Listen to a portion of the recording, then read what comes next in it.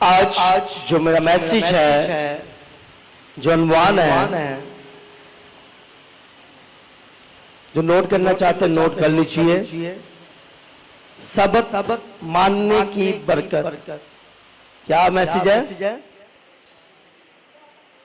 सबक मानने की बरकत। जो लोग सबक के दिन को मानते हैं, बाइबल मुकद्दस उनके लिए बरकत का जवाब देती है। मैंने पहले ही मैसेज से पहले ही इस बात को के सामने रख दिया कि आज का जो दिन है, इतवार का दिन, सबत का दिन, वो हमारे लिए बड़ी अहमियत का हामिल है। बहुत से लोग हैं जो इस वक्त अपने बिस्तरों पर हैं, घरों में है, सो रहे हैं, वो इस राज से महरूम है। वो इस राज से क्या है? महरूम है। जो लोग खुदा के कवानीन, खुदा की बातों को मानते हैं, वो लोग हमेशा अपनी जिंदगी में बाबरकत गिने जाते हैं। अगर आप बाबरकत इंसान बनना चाहते हैं तो जरूर है कि आप खुदावन की बनाए हुए दिनों की अहमियत को जानें।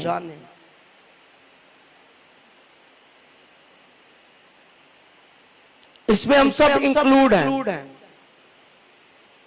लीडर से लेकर कलीसिया और जमात तक। हम सब ने खुदा के बनाए हुए दिनों की अहमियत को जानना है। हर एक चीज की अपनी अहमियत है। खुदा ने दिनों को जब बनाया, तैयार किया, तो 7वें दिन को क्या अंदर आ जाइए, अंदर। अगर भाई डेविड और भी कोई बाहर आए तो उसे अंदर बुला ले। खुदा ने 7 दिनों को बनाया, लेकिन इस 7वें दिन को क्या दी? बरकत दी। पीर बनाया, मंगल बनाया, बुध बनाया, जुमेरात बनाया, जुम्मा बनाया, हफ्ता, और सबत के दिन को क्या दी है? इज्जत दी है, बरकत दी है। और एक मसीह कौम के लिए ये दिन बड़ी अहमियत का हामिल बनता है।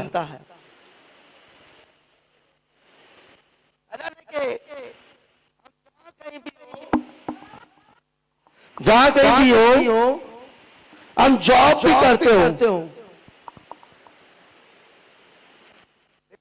अंदर आ जाए, अंदर आ जाए।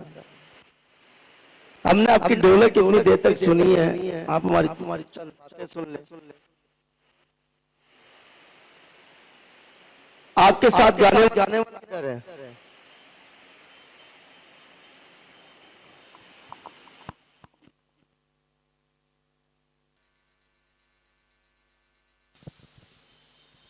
जब हम खुदा की चीजों को अहमियत नहीं देते हैं, तो फिर हमारी जिंदगी का वजूद जो है वो खराब होता हुआ नजर आता है।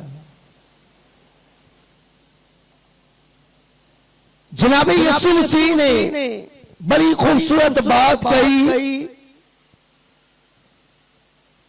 अहमियत के हवाला से। शागिर्द आया और कहने लगा, आए उस्ताद, आए रबी, भाई तेरे बहन भाई आए हैं, अहमियत की बात कर रहा हूं। यीशु मसीह ने कहा, उनसे जाके कहो मेरे बहन भाई वो हैं जो खुदा का कलाम सुनते हैं, खुदा की बात को सुनते हैं, वो मेरे बहन भाई हैं। इस बच्चे को भी अंदर लेकर आए, इन सबको अंदर लेकर आए। अरे लेकिन अरुण उठे, इन सारे बच्चों को अंदर लाए। ये तैरो तफरी के लिए आए हुए।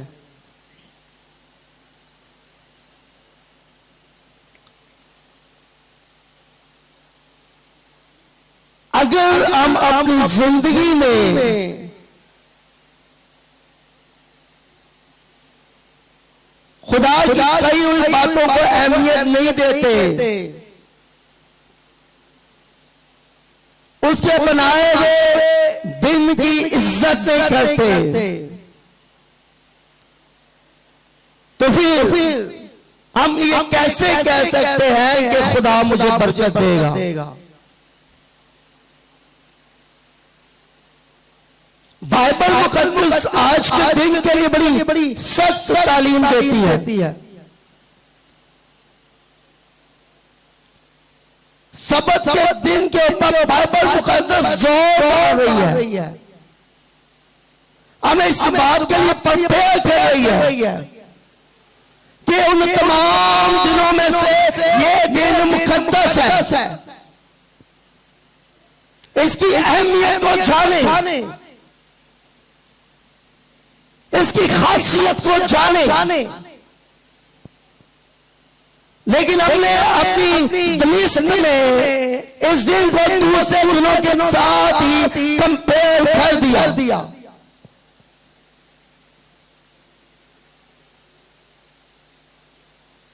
मेरे जीजो आए ईसाया नबी का सहीफा किया 56 बाब 56 चैप्टर।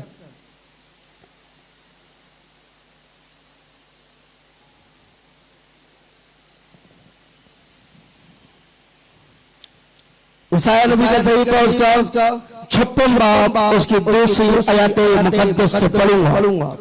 मुबारक है वो इंसान जो इस पर अमल करता है और वो आदमजात जो इस पर कायम रहता है, जो सबक को मानता और उसे नापाक नहीं करता और अपने हाथ हर तरह की बदी से बाज रखता है।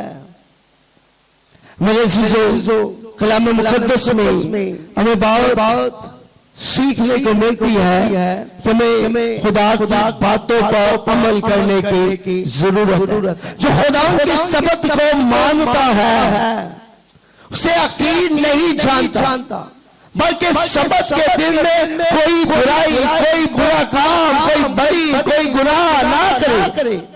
ये दिन पाक है, ये तमाम दिनों में से ये दिन को खुदा ने पाक पाया है। और अगर हम सबक के दिन जिसे खुदा ने पाक पाया और जिसे खुदा ने मुकद्दस किया, उस दिन में ही हम खुदा के हुक्म के बरखिलाफ जाए, हम उसकी बातों पर अमल ना करें, हम चर्च ना आए, हम खुदा की हजूरी में ना आए, हम खुदा के साए में ना आए, हम खुदा के चरणों में ना आए, हम खुदा की बारगाह अक़दस में ना आए, तो फिर हमारे घर में शादमानी नहीं होगी, हमारी नस्ल खराब हो जाएगी, हमारी औलाद खराब होगी, घर में बेबरकती होगी, रुपए पैसे पे बरकत होगी, आपके खाने पीने पे बरकत होगी, फिर घरों में लड़ाई होगी, फिर झगड़े होंगे, फिर जेल नहीं मिलेंगे, सोचे नहीं मिलेंगी, फिर आज शख्स अपनी सोचेगा। मेरे जीजो गौर खुदा का कलाम हमें सीधी तालीम देता है। इसमें कुछ पॉइंट्स हैं, उन्हें नोट करें। लेकिन मुबारक है वो, कौन है मुबारक? आए देखते हैं वो इंसान जो इस पर अमल करता है। मुबारक वो है जो खुदा की कई हुई बातों पर अमल करता है, वो मुबारक है, वो ईमानदार है, वो रास्तबाज है, वो परहेजगार है, वो फरमाबरदार है, जो खुदा की कई हुई बातों पर क्या कर रहा है? अमल कर रहा है। और इसके साथ साथ बाइबल मुकद्दस में लिखा है और वो आदमजात जो इस पर कायम रहता है। हम जो आदमजात हैं, हमें क्या रहना है? कायम रहना है। अगर हम कायम नहीं रहेंगे तो हमारे कायम नहीं रहेगी, बुनियाद नहीं उठेगी, जगह तैयार नहीं होगी, हमें कायम रहने की क्या है जरूरत है।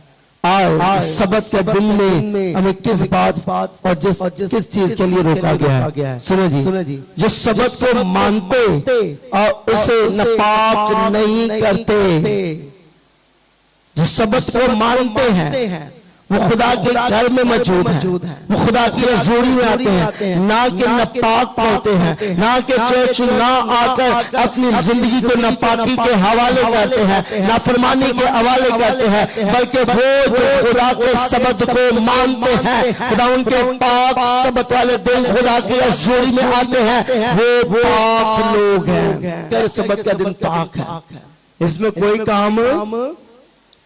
काम ना करना लिखा है। अपना हाथ हर तरह की बदी से रोकते हैं, कोई काम ना करना। लेकिन चूंकि हम इंसान होते हुए अपने आप को ये कहते हैं कि हम बहुत ज्यादा अक्लमंद हैं, हिकमत से मामूर हैं, दानिशमंद हैं, इल्म हमारे अंदर है, फहम उन पर ठहरा हुआ है, और हम सबत के दिन ही खुदा के घर नहीं जाते और ना जाकर हम उन कामों को सरंजाम दे रहे होते हैं जो खुदा की नजर में गुनाह है। मेरे अज़ीज़ों, लिखा है और बेगाना का फरजान जो खुदावंद से मिल गया, अर्गिस ना कहे खुदावंद मुझको अपने लोगों से जुदा कर देगा। खुदा कभी भी किसी को जुदा नहीं करता। जो चर्च आएगा वो क्या पाएगा? बरकत पाएगा। जो नहीं आएगा वो अपनी बरकत को खो देगा। जो खुदावंद की इबादत करेगा वो बरकत पाएगा, जो नहीं करेगा वो बरकतों से महरूम रह जाएगा। मेरे अज़ीज़ों, हम जो खुदावंद के बरगज़ीदा और चुनिंदा लोग हैं, जरूर है कि हम खुदावंद की हज़ूरी में अपने आप को पेश करते रहें। आप खुदा के घर आते हैं, खुदा आपको बरकत देगा। आप लाचार हैं, बीमार हैं, नडाल हैं, कमजोर हैं, आपको बीमारियां तंग करती हैं, बदरूएं तंग करती हैं, आपको खुदा के पास आना चाहिए। खुदा आपको बरकत देगा, खुदा आपको शिफा बख्शेगा, खुदा आप पर रहम की निगाह करेगा।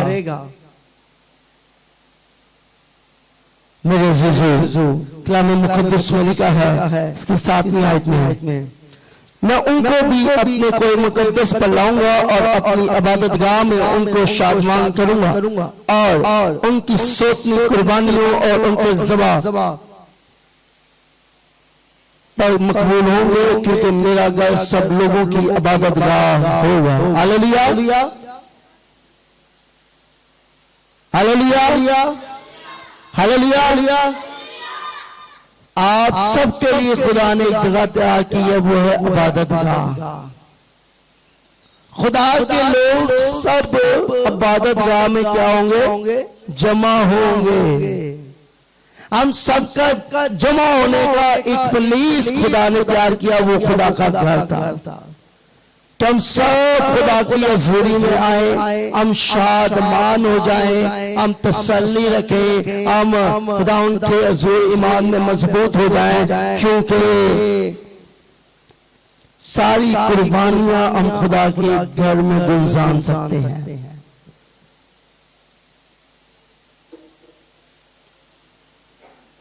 जनाबी यीशु मसीह ने फरमाया कि मैं आए गुनाहगारों के लिए हूं। वो आए हमारे लिए था। वो हैकल के दरवाजे जो बंद थे, जनाब यीशु मसीह ने बने ने इंसान के लिए खोल दिया इबादतगाहों के दरवाजे। आज जरूरत इस बात की है कि हमें खुदा के घर आने की जरूरत है। आए में सभी के एक और हवाला पर गौर करेंगे। ईसाई नबी का सीफा उसका 58 बाब उसकी 13वीं आयत को पढ़ूंगा।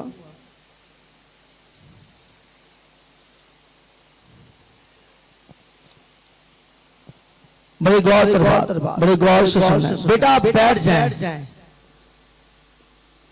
अगर आपकी रूह शादमान हो जाए तो आप बैठ जाएं।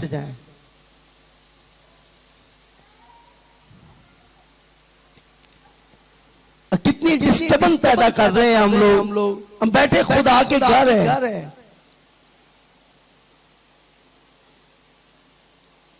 इसमें बड़े छोटे सब शामिल हैं। लेकिन जब तू खुदा के घर आए तो संजीदगी के साथ आ।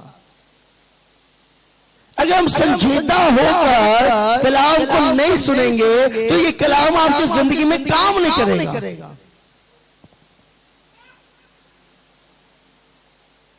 कैसे इसको मेरी बात समझ आ रही है?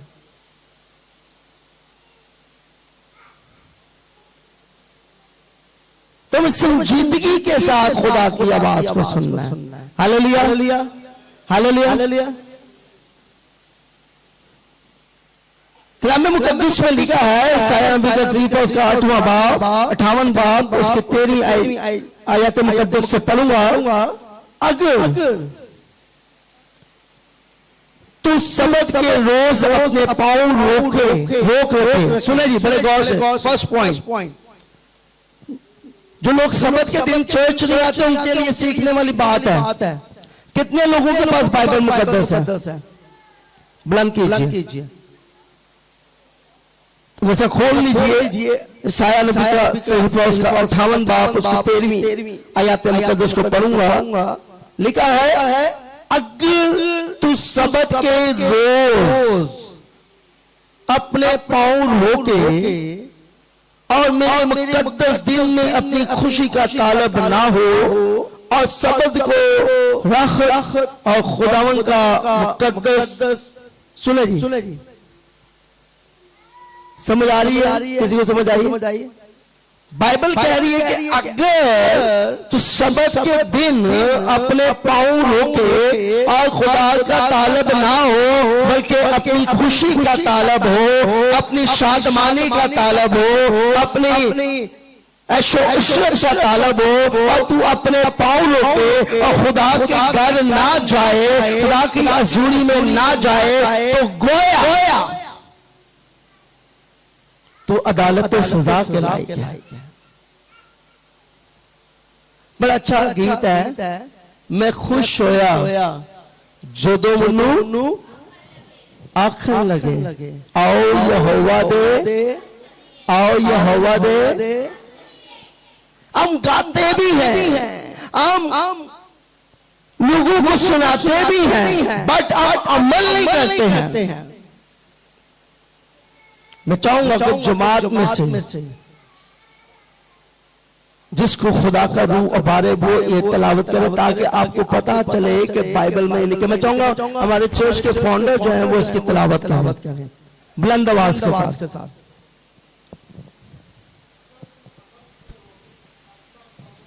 फर्स्ट पॉइंट, पाँव रोक रखे और मेरे मुकद्दस दिन में तू कार मशीन ला ली है।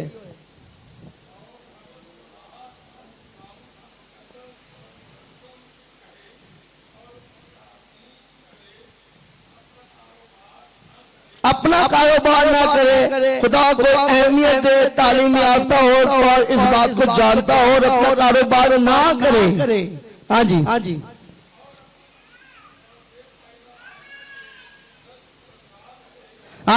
अपनी खुशी और बेफायदा बातों से तू क्या रहना, दस्तबरदार रहना, तूने छोड़ देना। अक्सर हम क्या कहते हैं, हाँ सबत देनी ओवर टाइम ला है। तब तू क्या होगा, खुदावन में मसरूर होगा, मीन खुदावन में चलेगा, खुदावन में कायम रहेगा, खुदावन में पवस्ता होगा।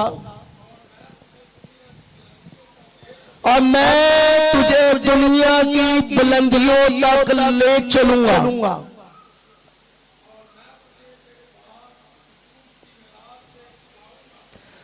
मैं तुझे तेरे बाप याकूब की मिरास से क्या करूंगा, खिलाऊंगा।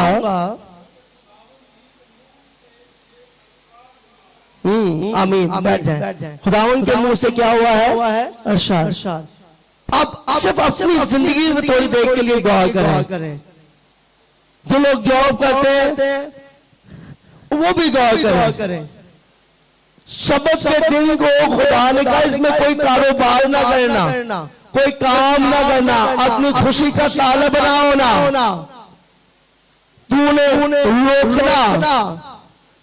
ये बातें खुदाओं के मुंह से फरमाई गई है, ये खुदा ने फरमाई है।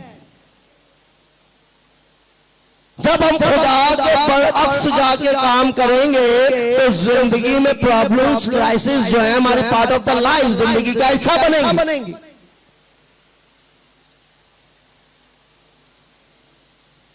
आप जितने यहाँ बैठे आज सुख जान रहे हैं और सीख रहे हैं, और जो आज नहीं आए हैं वो अपनी खुशी के तालब हो रहे हैं।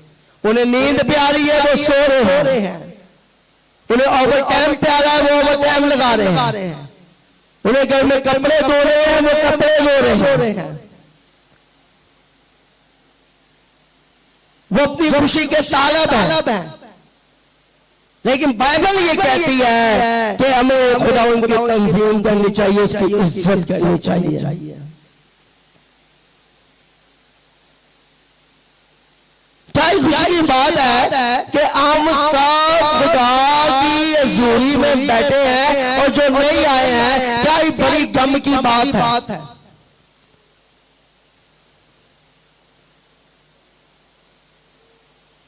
मैंने कहा मैं आपको नहीं, मैं पहले अपने पे बात कर रहा हूं कि मैं भी इसमें शामिल हूं, मेरी फैमिली भी इसमें शामिल है, फिर कलीसिया भी शामिल है। हम चर्च किसी इंसान से मिलने नहीं आते, हम चर्च किसी इंसान से मिलने नहीं आते, हम खुदा से बात करने आते हैं। हम खुदा से मिलने आते हैं, हम खुदा से फेलोशिप करने आते हैं। हम सब जब जमा होते हैं तो खुदाओं का बदन तश्कील पाता है। अगर इस हाथ में से अंगूठे को निकाल दिया जाए तो यह हाथ कंप्लीट है। अगर इस हाथ में से अंगूठे को निकाल दिया जाए क्या यह हाथ कंप्लीट है? इसी तरह जो नहीं आते हैं वो खुदाओं के बदन को कंप्लीट नहीं होने देते हैं। बाइबल कहती है हम यीशु मसीह के बदन के अज़ा हैं।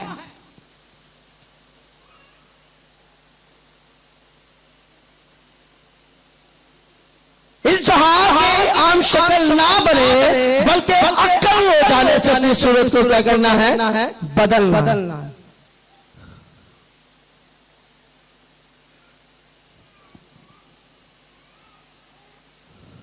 हमें इस बात को समझने की जरूरत है। हमें इस बात को जानने की जरूरत है। खुदा अजीम है, उसकी कुदरत अजीम है।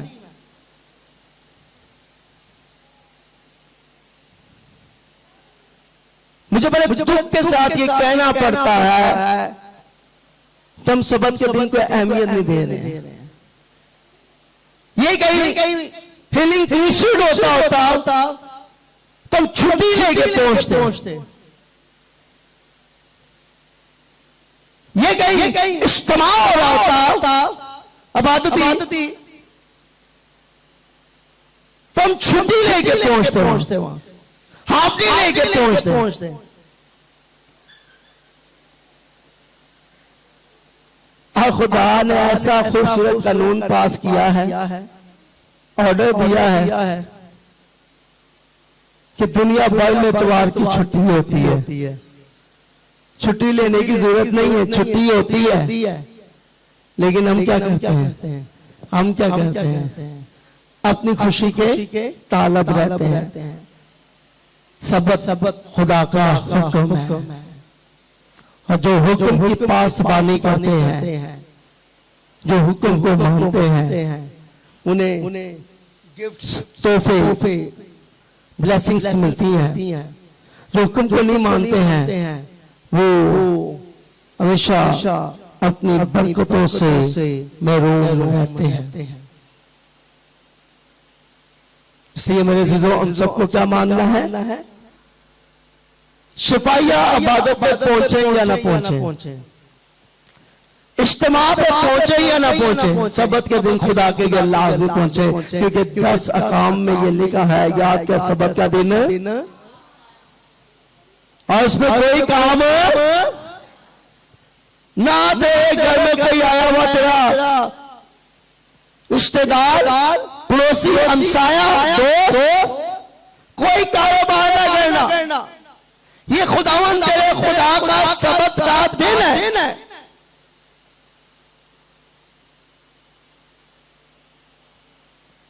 छुट्टी का दिन है, 2 बजे तक सोते ना रहना। जैसा आम दिन में सुबह मॉर्निंग, अर्ली मॉर्निंग उठते हो, सबत वाले दिन भी उठते हो खुदा के तालब होना।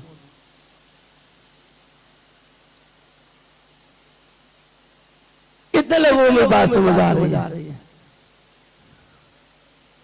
आमीन। तो कितने लोग इस बात पे अमल करने के लिए तैयार हैं कि जी ये दिन मेरे लिए बड़ा अहमियत का मिला? आमीन। मैंने ऐसे भी लोग देखे नाश्ता नहीं किया घर में, उन्हें कहा चर्च ही नहीं जाना। चर्च का नाश्ते के साथ क्या कॉन्सेप्ट है? चर्च आपने खुदा से बात करने के लिए जाना, गुफ्तगू करने जाना, अपनी खुशी के तालब नहीं रहना। हर शख्स के अंदर ख्वाहिशें हैं, ऐसी चीजें पाई जाती हैं, वो ये चाहते हैं कि हम सुकून पाएं, राहत पाएं। राहत खुदा की बातों में है, जिंदगी खुदा की बातों में है। Hallelujah, hallelujah.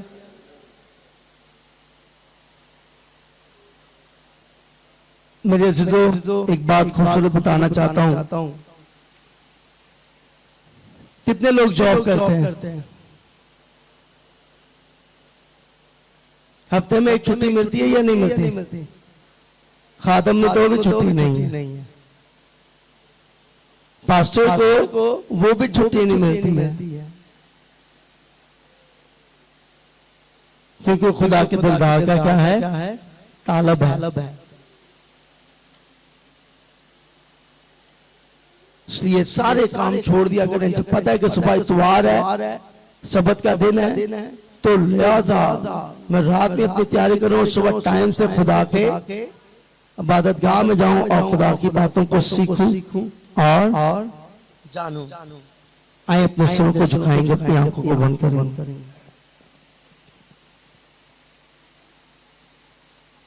अपने लिए दुआ कीजिए।